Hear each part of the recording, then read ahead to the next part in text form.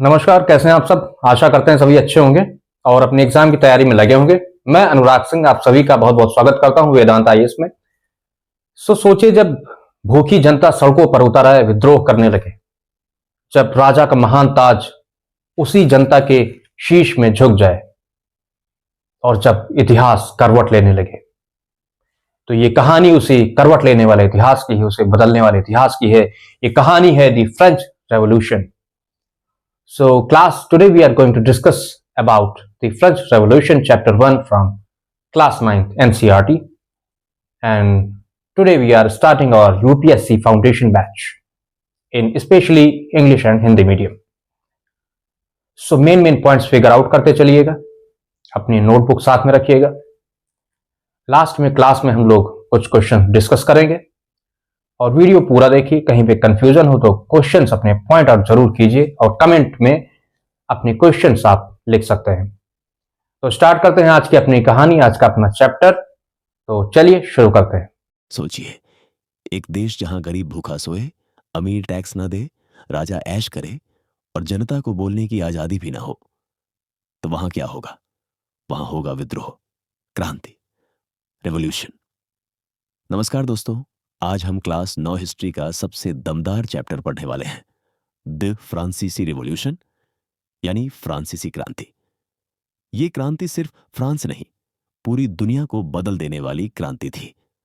18वीं सदी में फ्रांस का समाज 3 वर्गों में बंटा हुआ था। पहला वर्ग था पादरी वर्ग, जिनके पास जमीन थी लेकिन टैक्स नहीं देना पड़ता था। दूसरा वर्ग था अमीरों और राजघराने का, जिन्हें हर तरह की सुविधाएं मिलती थीं और ये भी टैक्स नहीं देते थे। और तीसरा वर्ग था आम जनता, किसान, मजदूर, दुकानदार, जो पूरा टैक्स भी देती थी और भूख भी झेलती थी। यानी कमाने वाला लुट रहा था और ऐश करने वाला टैक्स नहीं देता था। यहीं से गुस्से की आग जलनी शुरू हुई। फ्रांस की हालत बहुत खराब हो चुकी थी। देश ने कई महंगे युद्ध लड़े थे, राजा का खर्च बहुत ज्यादा था और खजाना खाली हो गया था। उस समय राजा था लुई 16। उसने टैक्स बढ़ा दिया, लेकिन यह टैक्स सिर्फ गरीबों को देना पड़ा। इधर रोटी की कीमतें आसमान छूने लगीं।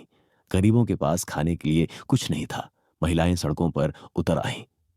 दूसरी तरफ कुछ महान विचारकों ने लोगों को सोचने का नया तरीका दिया।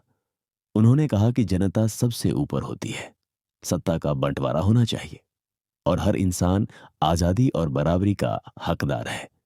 इन विचारों ने लोगों के दिमाग की जंजीरें तोड़ दी। फिर आया वो ऐतिहासिक दिन, 14 जुलाई 1789, पेरिस। गुस्साई भीड़ ने बस्टिल नाम के किले पर हमला कर दिया। यह किला राजा के अत्याचार का प्रतीक था और इसी दिन को माना जाता है फ्रेंच रेवोल्यूशन की आधिकारिक शुरुआत। इसके बाद तीसरे वर्ग के लोगों ने फैसला किया, अब हम खुद अपना कानून बनाएंगे। 20 जून 1789 को उन्होंने शपथ ली कि जब तक नया संविधान नहीं बनेगा तब तक संघर्ष जारी रहेगा। 1791 में फ्रांस में नया संविधान बना। राजा की शक्ति कम कर दी गई, जनता को अधिकार मिले और फ्रांस एक संवैधानिक राजतंत्र बना। 1789 में एक और ऐतिहासिक घोषणा हुई, declaration of the rights of man and citizen. इसमें कहा गया कि सभी नागरिक कानून के सामने बराबर होंगे, सबको बोलने की आजादी मिलेगी और सबको सुरक्षा का अधिकार होगा। यही आधुनिक लोकतंत्र की असली नींव बनी। 1792 में राजतंत्र पूरी तरह खत्म कर दिया गया और फ्रांस एक गणराज्य 1792 में राजतंत्र पूरी तरह खत्म कर दिया गया और फ्रांस एक गणराज्य बन गया। यानी अब कोई राजा नहीं, देश जनता का। 1793 में राजा लुई 7 को गियोटिन से फांसी दे दी गई। राजा गया, जनता सत्ता में आई। इसके बाद एक खतरनाक दौर शुरू हुआ, जिसे रेन ऑफ टेरर कहा जाता है। इस दौर में हजारों लोगों को शक के आधार पर मार दिया गया। देश में डर का माहौल था।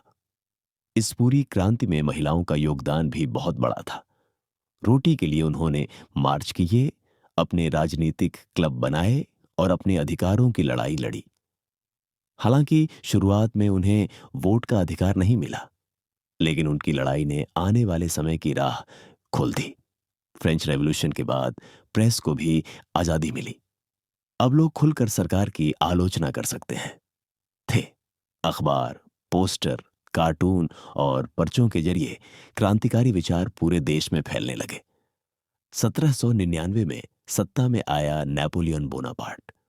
उसने फ्रेंच रेवोल्यूशन के कानूनों और सुधारों को पूरे यूरोप में फैला दिया। अब यह क्रांति सिर्फ फ्रांस की नहीं रही, पूरी दुनिया बदलने लगी। इस क्रांति ने दुनिया को 3 महान नारे दिए: लिबर्टी, स्वतंत्रता, इक्वालिटी, समानता, और फ्रेटर्निटी, भाईचारा।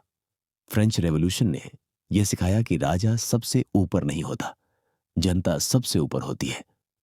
अगर आपको यह वीडियो पसंद आया हो तो इसे लाइक करें, चैनल को सब्सक्राइब करें और कमेंट में लिखें लिबर्टी, इक्वेलिटी, फ्रेटर्निटी।